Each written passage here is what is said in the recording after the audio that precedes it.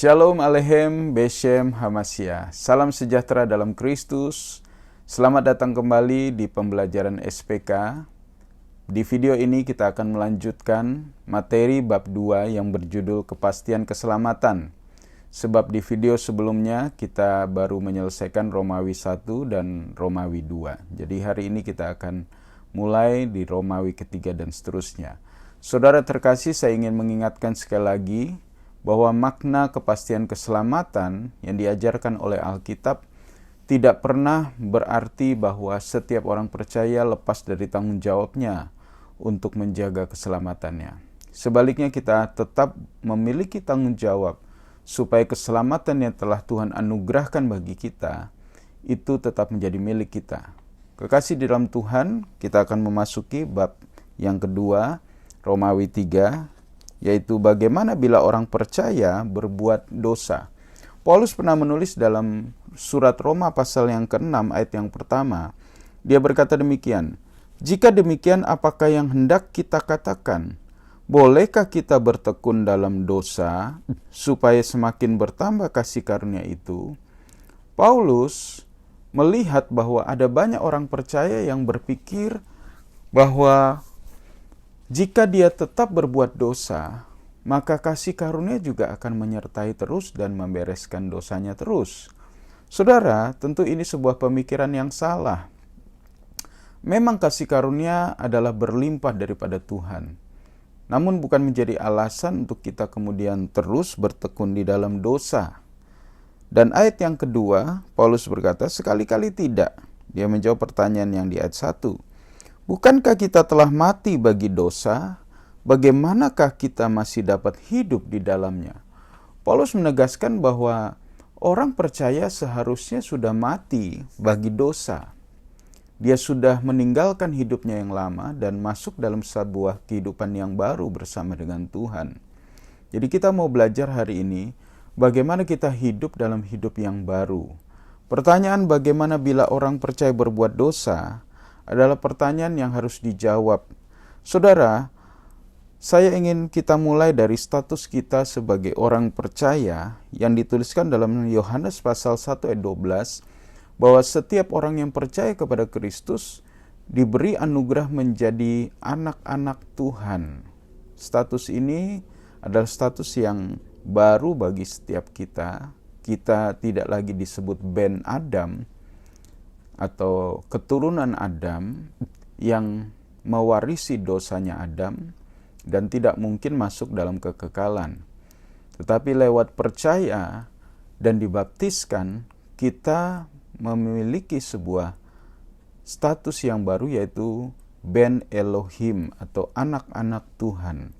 Dalam Yohanes 1 ayat 12 dengan jelas, setiap orang yang percaya mendapatkan anugerah menjadi anak-anak Tuhan.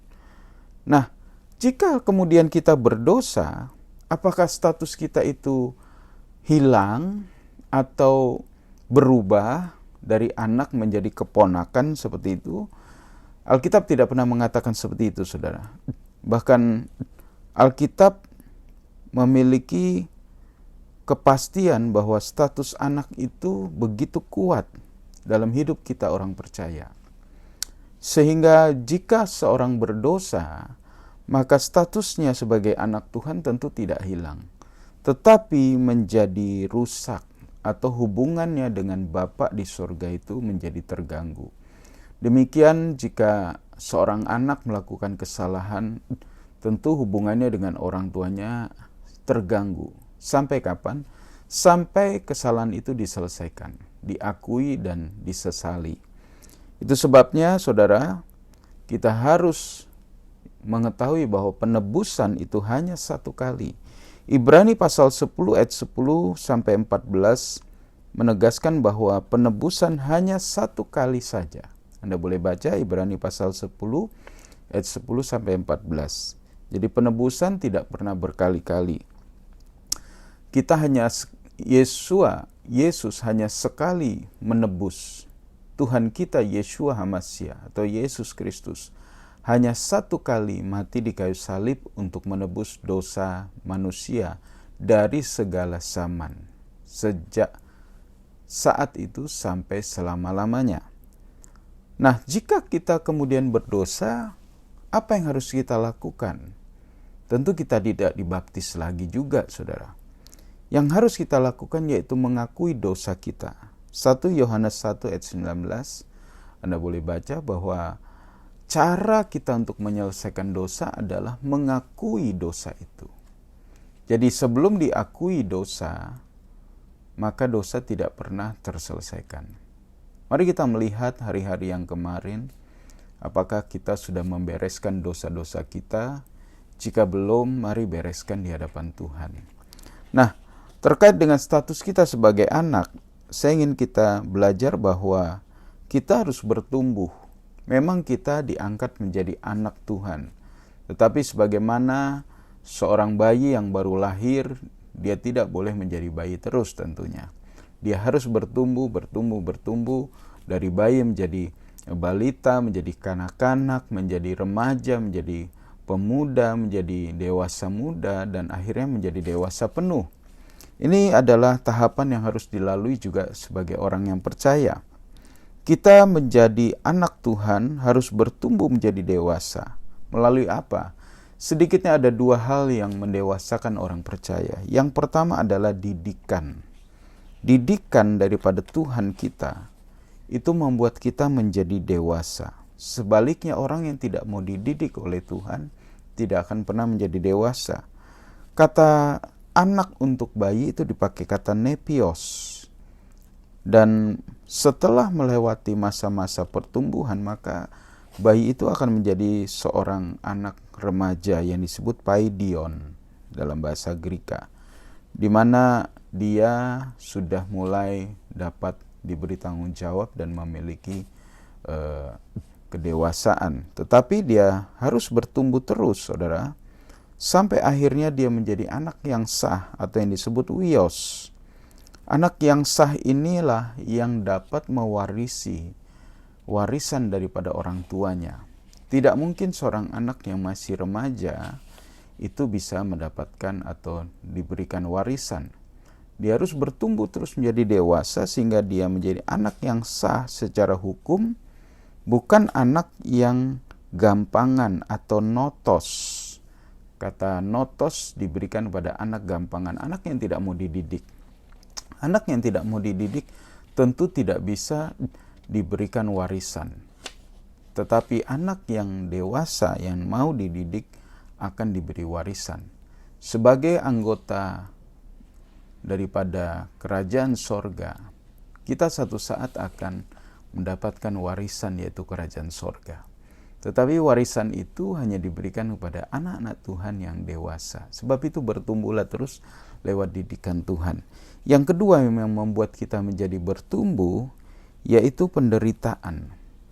Kata anak yang dicantumkan dalam Roma pasal 8 ayat 17, Anda boleh baca Roma 8 ayat 17. Di situ dikatakan kita akan menjadi serupa dengan Yesus sebagai anak. Kata anak di situ dipakai kata teknon. Jadi teknon adalah anak dalam pengertian dia memiliki kesamaan dengan ayahnya. Yesus adalah putra tunggal Bapa dan juga menjadi yang sulung dari semua yang diselamatkan Tuhan. Berarti kita adalah juga saudara daripada Kristus, yang seharusnya kita menjadi serupa dengan Kristus. Dan menjadi serupa dengan Kristus bukan hanya menjadi serupa dalam kemuliaannya, tetapi menjadi serupa juga dalam penderitaannya. Kita akan sama-sama menjadi sama dengan Kristus jika kita mau menderita bersama dengan Kristus juga. Jadi menjadi serupa dengan Kristus tidak bisa dengan jalan lain, saudara, selain lewat penderitaan. Saudara, Anda akan mengerti bahwa penderitaan yang Anda alami sebagai orang Kristen itu akan membentukmu menjadi serupa dengan Kristus. Sebagaimana Kristus menderita karena dia mempertahankan kebenaran, maka kita pun akan mengalami penderitaan-penderitaan. Itu yang disebut dengan salib yang harus dipikul oleh setiap orang percaya. Tanpa memikul salib, kita tidak pernah menjadi serupa dengan Kristus. Dan juga menyalibkan kedagingan kita. Penderitaan juga berarti kita menyalibkan kedagingan kita. Kita menyalibkan keinginan daging kita. Dan itu bagi manusia adalah penderitaan. Tetapi penderitaan itulah yang akan mengubah kita, mendewasakan kita menjadi serupa dengan Kristus. Jadi dua hal ini penting, saudara kekasih. Pendidikan daripada Tuhan, didikan dari Tuhan, lewat kebenaran firman Tuhan, lewat teguran, lewat pengajaran. Anda akan didewasakan dari anak bayi rohani menjadi dewasa rohani. Jadi di bagian yang ketiga ini, bagaimana jika orang percaya berbuat dosa? Jawaban yang pertama, dia harus mengaku dosanya, menyesali dosanya, mengakui di hadapan Tuhan. Sebab walaupun kita anak, kita harus bertumbuh menjadi anak yang dewasa. Lewat apa, saudara? Lewat didikan dan lewat penderitaan. Bagian yang keempat, mari kita melihat dalam materi kita. Di Romawi yang keempat, bertuliskan, bolehkah orang percaya terus berdosa? Tentu jawabannya juga tidak boleh. Sebab hakikat kita sebagai orang yang sudah dilahirkan baru. 1 Yohanes 3 ayat 8 dan 9. Kita membaca sebentar. 1 Yohanes 3 ayat 8 dan 9 berbunyi seperti ini. Barang siapa tetap berbuat dosa, berasal dari iblis. Sebab iblis berbuat dosa dari mulanya. Untuk inilah anak Bapa menyatakan dirinya, supaya supaya ia membinasakan perbuatan-perbuatan iblis. Ayat yang ke-9, setiap orang yang lahir dari Bapa tidak berbuat dosa lagi, sebab benih ilahi tetap ada di dalam dia, dan ia tidak dapat berbuat dosa, karena ia lahir dari Bapa. Jelas sekali dari ayat ini bahwa kelahiran kita yang baru menjadi anak-anak Tuhan harusnya membawa sifat yang baru, membawa karakter yang baru, sehingga tidak lagi melakukan dosa. Karena karakter Tuhan bukanlah karakter melakukan dosa. Kita sebagai anak Tuhan harusnya memiliki juga karakter hidup yang kudus dan tidak mau berbuat dosa. Jadi hakikat dalam kelahiran yang baru itu merubah hidupmu.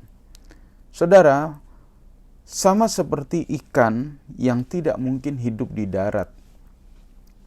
Ikan itu kalau dikeluarkan dari habitatnya, dia akan mati.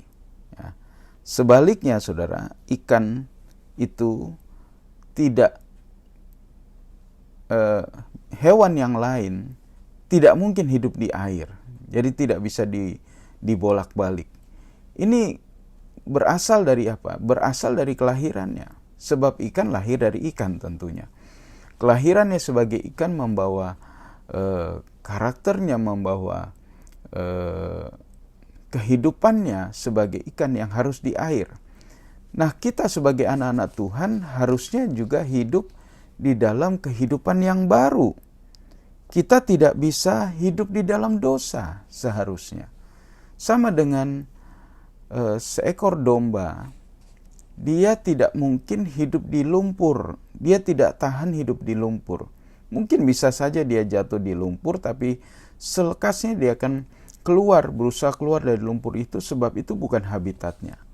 Sebaliknya, babi, jika kita mandikan sebersih apapun, namun dia berjumpa dengan lumpur, dia akan dengan senang berenang di lumpur itu.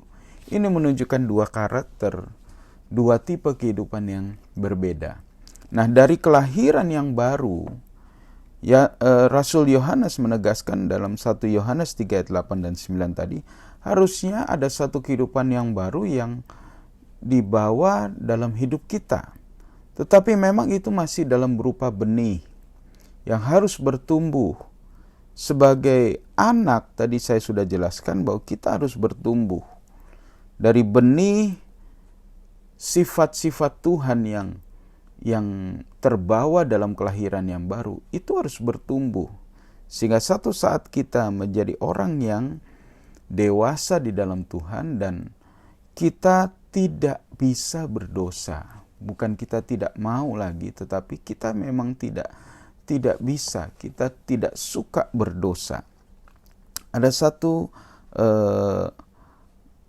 gelar atau sebutan untuk orang yang sudah dilahirkan baru dan bisa tidak berdosa, itu disebut posse non peccare, ya. Posse non peccare artinya kita bisa tidak berdosa. Dan kita akan menuju satu kemampuan yang lebih baik lagi, yaitu non posse peccare atau tidak dapat berdosa. Saya ulangi ya. Waktu kita baru dilahirkan di dalam Tuhan, kita diubahkan Tuhan dan kita bisa tidak berdosa. Atau posse non peccare. Kata posse artinya bisa, non itu tidak, peccare itu berdosa. Jadi kita bisa tidak berdosa. Kita memiliki kemampuan untuk tidak berdosa. Namun banyak orang percaya memang yang kemudian memilih untuk berdosa. Mengapa? Karena dia tentu belum bertumbuh menjadi dewasa. Sama seperti anak yang sebenarnya dia bisa menjadi anak yang baik, tapi ya namanya anak-anak, kemudian mereka salah memilih menjadi anak yang nakal. Tapi setelah dewasa, saudara, setelah benih ilahi yang dibawa lewat kelahiran baru itu menjadi bertumbuh terus, satu saat kita mencapai satu kemampuan yang disebut non posse peccare, tidak bisa berdosa. Artinya tidak berdosa bukan lagi pilihan, tetapi memang kita tidak bisa berdosa. Sama seperti tadi, ikan tidak bisa tinggal di darat, dia akan mati. Ya. Sebaliknya, kucing tidak bisa di air. Jangankan di air, karena air saja kucing tidak mau. Ya. Jadi manusia yang baru setelah dia dewasa di dalam Tuhan, dia akan mencapai kemampuan non posse peccare atau tidak bisa berdosa. Nah, inilah yang harus terjadi dalam hidup kita. Kita tidak boleh terus berdosa, kita harus bertumbuh menjadi dewasa di dalam Tuhan dan kita kemudian memang tidak bisa berdosa. Artinya dipaksa pun kita tidak bisa. Saudara, sampai di sini kita sudah mulai mengerti bahwa kepastian keselamatan itu juga menyangkut tanggung jawab kita sebagai orang yang sudah diselamatkan. Kita harus memilih yang benar, kita harus memilih yang sesuai dengan firman Tuhan. Sebagai anak kita harus bertumbuh dari bayi, remaja, pemuda, dewasa, dan sepenuhnya kita akan menerima hak waris sebagai ahli waris kerajaan sorga. Lalu kita juga akan bertumbuh kemampuan kita dari bisa tidak berdosa menjadi tidak bisa berdosa. Itu yang harus terjadi dalam hidupmu, sehingga keselamatan menjadi sesuatu yang pasti dalam hidup Anda. Artinya jika Anda tidak mau bertumbuh di dalam Tuhan, maka Anda memang tetap anak, tetapi Anda tidak bisa mewarisi kerajaan sorga. Sebab warisan itu hanya diberikan kepada anak-anak yang sudah dewasa. Sekali lagi, kepada anak-anak yang sudah dewasa, yang terdidik dan menjadi serupa dengan Kristus. Nah, Romawi 5 dari bab 2 ini berjudul apakah akibat dosa yang tidak diakui. Tadi kita sudah belajar bagaimana menyelesaikan dosa, bagaimana menang atas dosa, yaitu dengan bertumbuh. Dan ada orang-orang memang yang kemudian tidak mau menyelesaikan dosa. Dia tidak mau mengakui dosa itu. Lalu bagaimana dengan dosa yang tidak diakui? Di Romawi 5 ini kita akan belajar ada 4 hal yang akan terjadi jika dosa tidak diakui. Yang pertama, tertuduh oleh iblis dan hati nurani. Wahyu 12 ayat 10 dan 1 Yohanes 3 ayat 19 sampai 21 itu mengajarkan bahwa dosa yang tidak diakui itu akan membuat manusia hidup di bawah tuduhan dan dakwaan iblis, juga hati nurani.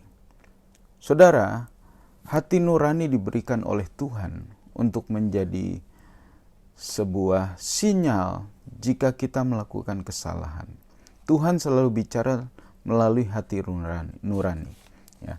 Nah, dosa yang tidak diselesaikan akan mengakibatkan seseorang dituduh terus oleh iblis, sehingga hidupnya tidak sejahtera. Bahkan mungkin dia akan mengalami ketidaktenangan dalam hidupnya sebab iblis selalu menuduh dia.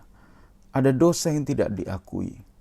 Dan bukan hanya iblis, hati nurani kita pun akan menuduh kita, sehingga hidup kita tidak tenang. Saudara, saya rasa hidup yang di bawah tuduhan adalah hidup yang tidak tenang. Sama seperti seorang terdakwa yang tidak pernah tenang dalam hidupnya. Sebab itu mari akui dosamu supaya iblis tidak memiliki kesempatan untuk menuduh Anda. Juga hati nuranimu tidak menuduh Anda.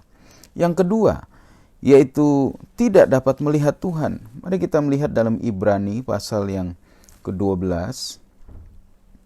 Surat Ibrani pasal yang ke-12 ayat yang ke-14 berbunyi demikian.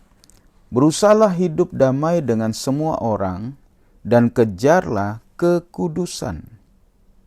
Jadi hidup damai itu hanya bisa kita dapatkan jika kita mengusahakannya. Ya, berdamai dengan seseorang. Jika Anda melakukan kesalahan, datanglah kepada orang itu dan berdamailah. Atau jika orang melakukan kesalahan kepada Anda, datangilah dan ajaklah berdamai, ya.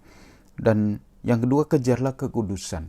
Kekudusan tidak automatically, tidak terjadi secara otomatis dalam hidupmu. Anda harus mengejar, Anda harus berusaha hidup kudus, Anda harus bayar harga untuk hidup kudus. Sebab, kata firman Tuhan, tanpa kekudusan tidak seorang pun akan melihat Tuhan. Jadi jelas orang yang tidak mengakui dosanya, artinya dia terus berbuat dosa, dia tidak menyelesaikan dosanya, dia tidak akan melihat Tuhan. Mungkin saja dia tetap disebut anak Tuhan.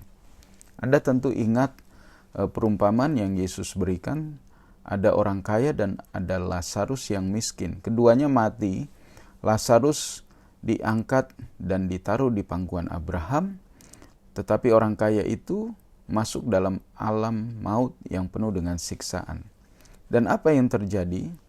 Waktu orang kaya itu memanggil Abraham, meminta kepada Bapak Abraham untuk menyuruh Lazarus meneteskan air ke lidahnya atau ke mulutnya, maka Bapak Abraham memanggil orang kaya yang di neraka itu dengan sebutan nak. Saudara, dia tetap disebut nak atau anak. Dia tetap disebut atau disapa dengan kata nak. Tetapi dia ada di neraka. Saudara bayangkan, mungkin nanti di neraka, dan bukan mungkin, saya rasa pasti banyak anak Tuhan di neraka. Anak Tuhan tapi di neraka. Bagaimana bisa? Sebab mereka tidak pernah menyelesaikan dosanya. Mereka tidak pernah mengakui dan bertobat sungguh-sungguh. Jadi yang kedua, akibat dosa yang tidak diakui yaitu seseorang tidak dapat melihat Tuhan. Baik melihat Tuhan dalam pengertian rohani maupun yang sesungguhnya. Yang ketiga, doanya tidak dijawab atau tidak dijawab doanya. 1 Yohanes 3 ayat yang ke-21 tadi kita sempat membaca juga. 1 Yohanes 3:21 berbunyi demikian dan 22.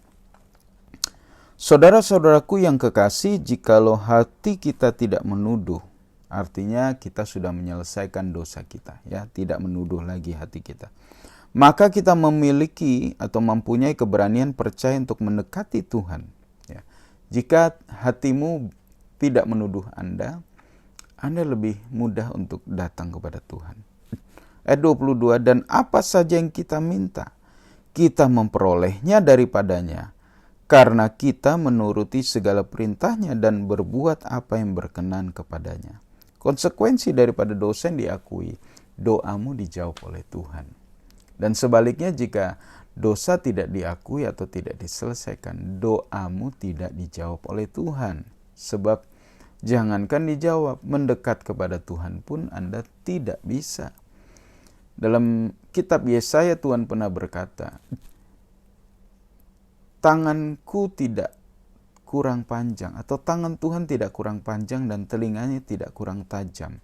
Tetapi yang merupakan pemisah antara Tuhan dan manusia adalah dosa. Jadi sekali lagi, jika dosa tidak diakui, maka doa kita tidak dapat dijawab oleh Tuhan. Dan yang keempat, kita tidak dapat dipakai oleh Tuhan. 2 Timotius pasal yang kedua, mari buka Alkitabmu dalam surat 2 Timotius pasal 2 ayat yang ke-20 berbunyi demikian. Dalam rumah yang besar bukan hanya terdapat perabot dari emas dan perak, melainkan juga dari kayu dan tanah. Yang pertama dipakai untuk maksud yang mulia, maksudnya ada yang emas dan perak itu. Dan yang terakhir, yaitu yang kayu dan tanah, dipakai untuk maksud yang kurang mulia. Ayat 21 menjelaskan ayat 20. Jika seseorang menyucikan dirinya dari hal-hal yang jahat, ia akan menjadi perabot rumah untuk maksud yang mulia.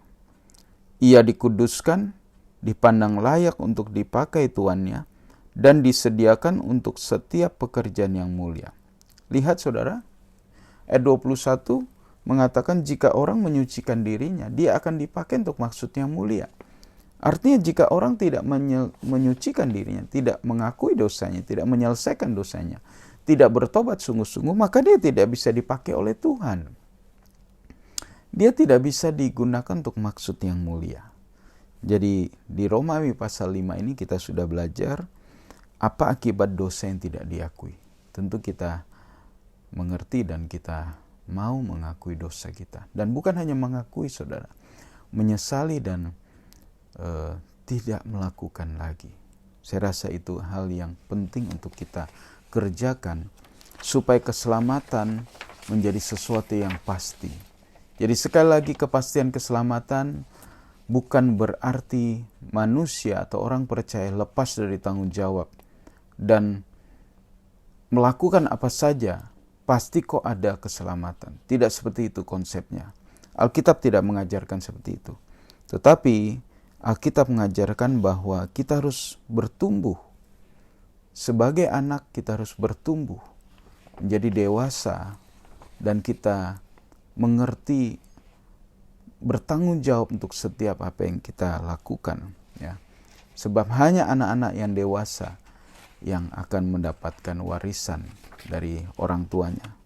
Dan sebagai orang yang bertumbuh terus, satu saat kita akan mencapai satu kemampuan, yaitu non posse peccare, atau tidak bisa berdosa. Saudara, pada saat itulah kita menjadi serupa dengan Kristus, yaitu tidak bisa berdosa. Contoh, tidak bisa berbohong. Apakah Anda masih suka berbohong atau kadang-kadang terpaksa berbohong? Tetapi jadilah orang yang tidak bisa berbohong. Artinya Anda tidak suka memang berbohong dan tidak bisa berbohong. Saudara, dan apa akibatnya jika dosamu tidak diakui? Anda dituduh terus oleh iblis, Anda tidak bisa melihat Tuhan, doamu tidak bisa dijawab, dan Anda tidak bisa dipakai Tuhan. Saudara, itulah seluruh materi dari bab 2 yang sudah kita selesaikan di video ini. Jadi kepastian keselamatan sekali lagi adalah bukan berarti Anda lepas dari tanggung jawab sebagai orang percaya, melainkan justru Anda harus bertanggung jawab untuk keselamatan yang sudah dianugerahkan kepada kita. Bukan karena kita berbuat baik, tetapi karena kasih karunia daripada Kristus Yesus yang sudah mati menebus dosa kita. Kiranya Tuhan memberkati Kita berdoa.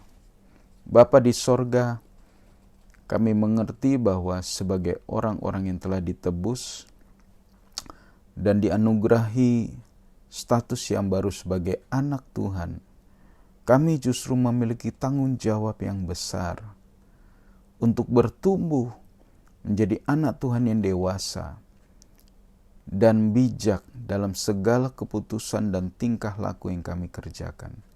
Kami mau bertumbuh Tuhan, sehingga kami menjadi orang-orang yang tidak hidup di dalam dosa. Dan satu saat kami mewarisi kerajaan Bapa kami yang di sorga. Kiranya Tuhan menolong kami oleh Roh-Mu yang kudus. Di dalam nama Tuhan kami, Yeshua HaMashiach, Tuhan Yesus Kristus, kami sudah berdoa dan mengucap syukur. Haleluya. Amin. Tuhan memberkati saudara kekasih. Sampai jumpa di video selanjutnya, yaitu di bab 3 yang akan membahas tentang baptisan air. Shalom.